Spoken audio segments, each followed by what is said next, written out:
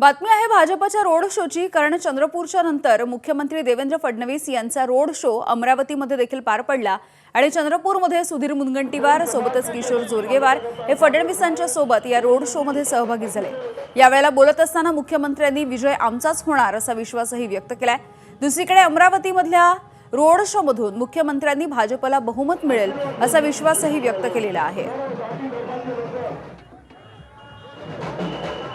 तर सध्या अमरावतीची ही दृश्य आपण बघतोय। मुख्यमंत्र्यांचा चंद्रपूरच्या नंतर अमरावतीमध्ये हा रोड शो आहे। तर सभेच्या ऐवजी सध्या रोड शो या ठिकाणी होताना दिसतो आहे।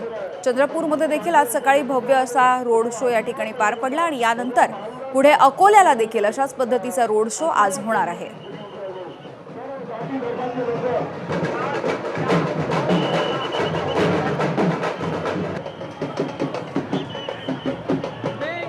जैन समाज त्याच्यासाठी स्वागताकरता स्वागत आहे।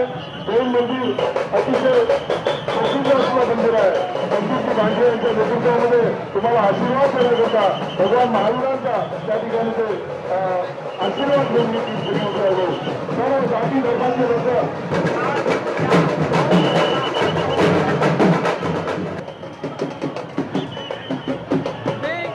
जैन समाज त्याच्यासाठी स्वागताकरता स्वागत आहे।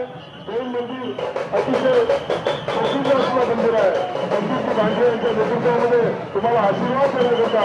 भगवान महावीरांचा त्या ठिकाणी ते आशीर्वाद घेऊन सर्व जाती धर्माचे लोक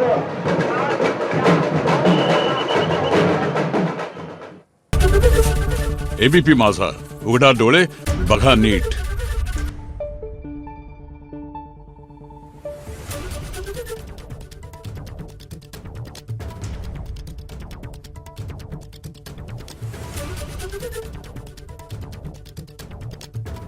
Thank you.